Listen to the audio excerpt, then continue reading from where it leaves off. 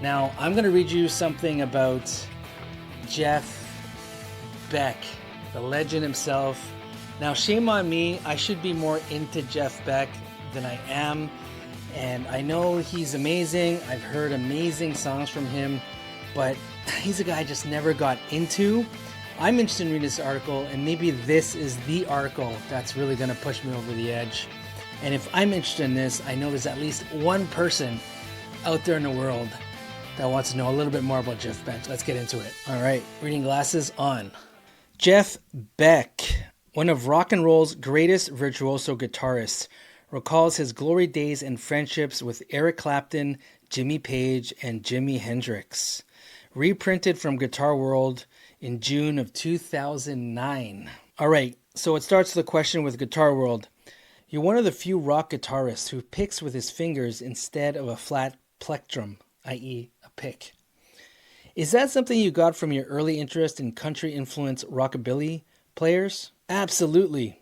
From Cliff Gallup, guitarist in Gene Vincent and the Blues Caps, and Chet Atkins. I was fascinated with how Chet Atkins played a bass part and the melody simultaneously. I had to learn that. It helps the brain with coordination to keep a rhythm going with claw hammer style picking. It all comes from folk banjo and God knows what else.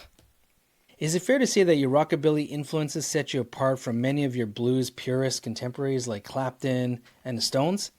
Jeff answers, yeah, I remember having an insulting criticism from Eric Clapton saying, you gotta get rid of that folk style of country picking.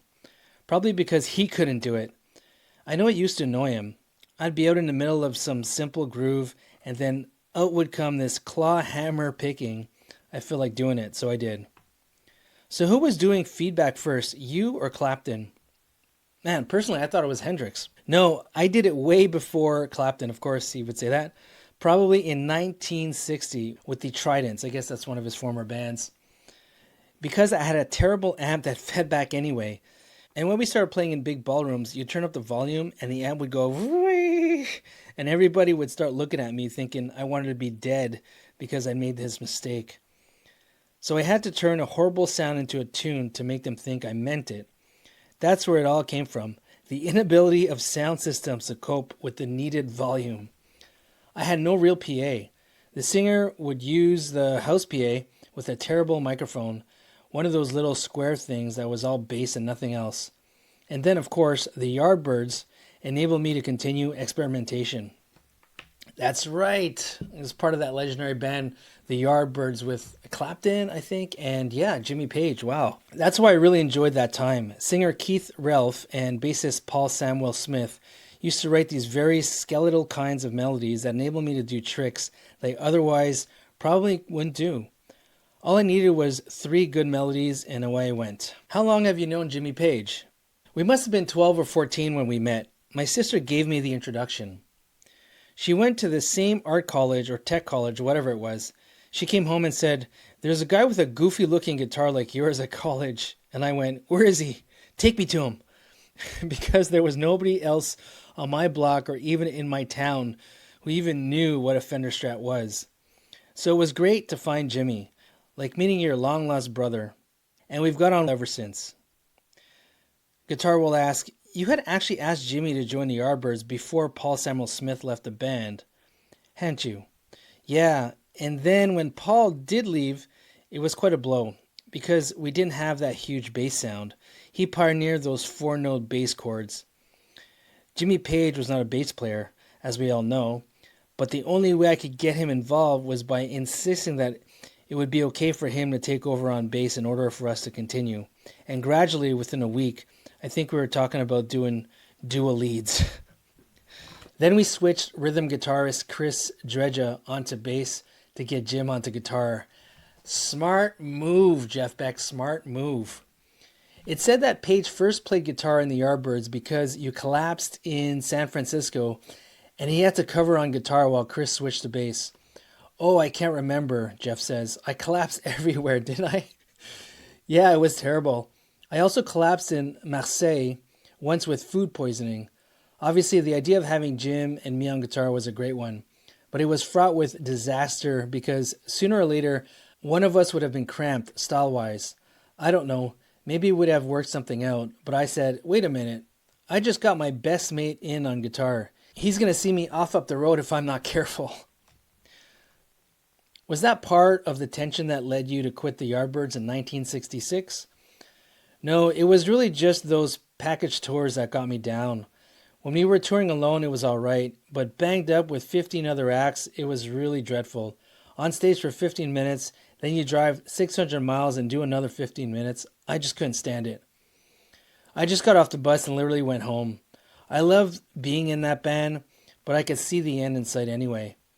So it was that, coupled with the rigorous touring. Being misrepresented, being put on Dick Clark roadshows and stuff was not where I wanted to go. But it was still traumatic leaving the Yardbirds because I walked out on the one thing that gave me life, gave me recognition. I didn't feel proud about dumping them in the shit. I got home and faced a bleak winter in England with nothing to do. So I must have been desperately unhappy to do what I did. I guess I thought they were going to call me up when they came back and say, sorry I upset you, please come back. Instead, it was more like, sorry I upset you, fuck off.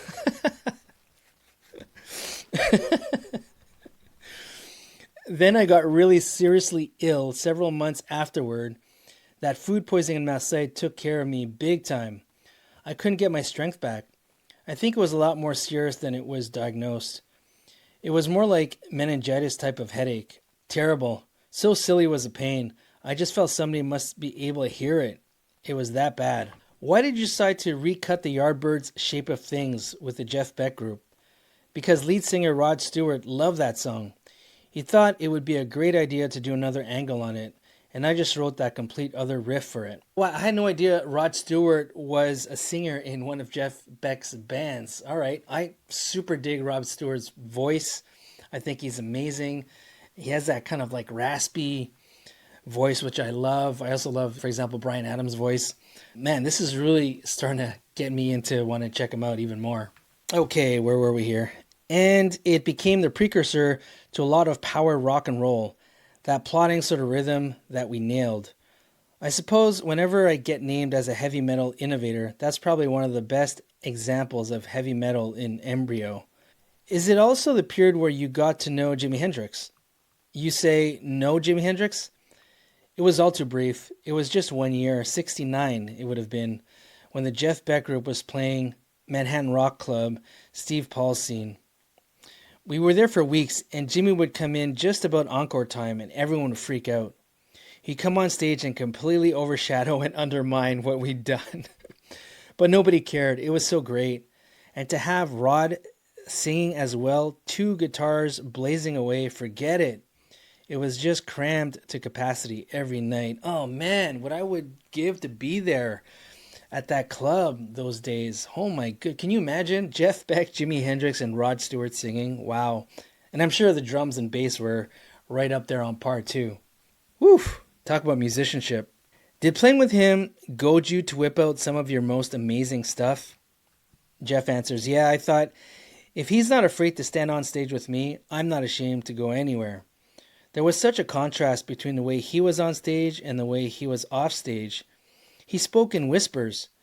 He would never raise his voice above a whisper. That's pretty neat. We're getting some insight on Jimi Hendrix himself. It was all in his expressions, in his hands. Unbelievable comedy and profound statements just by the raising of an eyebrow. He did burn a candle, though. I couldn't keep up. We went out one night from the scene. We'd already played 2 hours of raving rock and roll with him and coming on for the encore. Then we went to the New York Brasserie to have something to eat, and somewhere after that. At 4 o'clock, he said, let's go back to the hotel. I thought, thank God. He'd fall asleep and I'll go home. But instead, he'd start playing stuff, and we'd go somewhere else at 5 o'clock. This was just an everyday occurrence. I'd be history for 2 days afterwards, and he'll be still at it. It was as if he'd been commissioned to be chief motherfucker, in charge of everything. Suddenly, this guy comes along and upturns the whole apple cart, playing with his teeth behind his head. He made the rest of us look like a bunch of librarians standing up there. Wow, that's Jimmy. I guess the drugs really worked back then for him. But he was definitely building on what you, Clapton, Jimmy Page, and Pete Townsend were doing. That's right. We just didn't realize that someone was going to come along and whip the carpet out from under us in quite such a radical way. And there wasn't anything turning back after that. You can't unpull the carpet. You just do something else. That was the most ponderous time in my life. What to do now? What to do now that guy's done what he's done?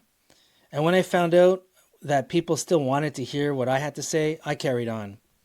But it was pretty rough, I must say. A pretty grim time with no one to talk to about it except Jimmy himself. It was almost the end of my career. Wow, really? He brought him down that much? Jimmy was that good? Can you imagine this Jeff Beck talking here? Crazy. I probably would have packed up if he hadn't spoken. I used to say, Jim, what the fuck? And he said, man, you know when you play blues, it's as boring as a monkey. Your next step should be to take the electro stuff further. Experiment. That's what I respect about you. That's your thing. Don't try to play the blues. And that's with Eric as well. He said, don't mess with my music.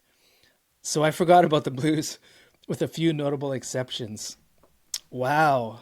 Such cool stories.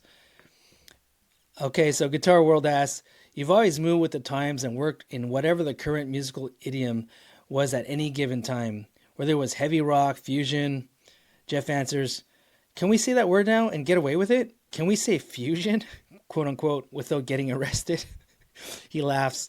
Then I first heard the jazz rock fusion group Mahavishnu Orchestra playing in Central Park. I just began to develop wings because of that.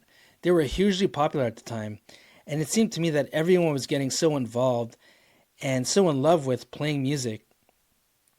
It was a vital thing for me to have that. A lot of people like Blow by Blow, Beck's 1975 solo album, because it simplified McLaughlin and it complicated rock and roll. That album was just one of those things that was so easy. There were great players willing to play and decent material. And in 4 days, we tracked all the songs. Wow, 4 days. Of course, the overdubs then took 4 years, but the tracking was really quick. For one, we didn't have a huge backlog of dough, and producer George Martin certainly didn't know what he was getting involved in. I put some tapes on his desk one day. He saw through the mist and said, there might be something there. He showed interest at that point where I was really wondering whether I should continue in the business. Wow, looks like George Martin kind of saved him in a way. Okay, Guitar World asks, would you assess George Martin's contribution to Blow by Blow and Wired in 1976? I was looking at George sort of as a parental figure. Apparently, that's what the Beatles said about George as well. He was more of a parental figure because he was much older than them. Someone to help me present some of my more outrageous visions in a way that would be acceptable to the general public. And he did quite well. Some of my favorite solos got trashed because he thought they were hideous, not musical. He'd say, that's really the most dreadful noise I've ever heard. And I'd say, that's what I want. But I'd usually come around to his way of thinking. George is almost like a dad, relaxed, very focused on the sound. George Martin was probably the best producer I've had, the guy who could framework what I do without interfering. Tonally and melodically, your playing entered a new phase with Blow by Blow. Jeff says, well, Blow by Blow is when I started messing with the Strat. Really? I thought he was a Strat man the whole time. I wonder what he was playing before that. Les Paul, maybe? I thought I can't be dicking around with a lot of different guitars because it was a totally different feel from one to the other. I wanted to be absolutely comfortable, and the Strat is what I started on. I became interested in going back to that again. Freeway Jam from Blow by Blow became one of your signature tunes, one that almost every guitarist learns at some point. Yet it was written by your keyboard player, Max Middleton. Actually, I hate that tune, he says. It's pretty awful. I could care less if people still like it. It felt like a slowed down Irish reel to me. Was it your idea to record the Beatles' She's a Woman on Blow by Blow? No, Max Middleton was playing in a band for Linda Lewis. She was the wife of Jim Cregan, who is Rod Stewart's guitar player, and she started making waves playing Ronnie Scott's jazz club. And Max said, she does this song, She's a Woman, and people go crazy. They loved her version. And I turned it into a reggae, and that really seemed to make it take off. That's one of the best known tunes where you employ the mouth bag, the precursor to the talk box, that consisted of an air-filled shoulder bag with cables and tubing emanating from it. Created by Custom Electronics and marketed as the bag, it allowed guitarists to create vocal-like sounds with their guitar. How did you get into using that? There was a guy called Mike Pinera, a guitarist for Iron Butterfly, who had one, and he used to do just bass riff noise and guitar lines with it. It took me about 3 or 4 days to get some of the vowel sounds out. Amplified through a mic, it gives you even more flexibility, because a mic reads certain frequencies more accurately. It would just floor people. They'd go, "What the hell is that?" And they see this sort of colostomy bag stuck to me. In fact, there was a concert review where the writer thought it was a bladder. I have never seen that. I don't know if any of you have, but I've heard of a Vox box, where the guitarist plays and he has these voice sounds into this box that's right beside the mic, and that kind of gives like a vocal effect as he's soloing. But this sort of the bag thing they're talking about, never seen it. Did the mouth bag become a burden in the same way that Freeway Jam did? Jeff says, yeah, years ago I checked into a hotel and the radio had been left on in the room, and I heard the bag being used, and it was Frampton Comes Alive they were playing. Frampton reportedly used a Hell Talk box on the record. I thought, wait a minute, someone's bootlegged my album? Because no one else was using that thing at the time. But it was Peter Frampton, and that was the abrupt end to my use of the bag. From that night on, I never used it. Okay, Jeff Beck, looks like he has a thing against Peter Frampton for some reason. All right, there's another little piece of information here that you might be interested in. It says, Essentials. Jeff Beck was born in June 24, 1944 in Wallington, England. Bands, he only had 2, the Yardbirds and Jeff Beck Group.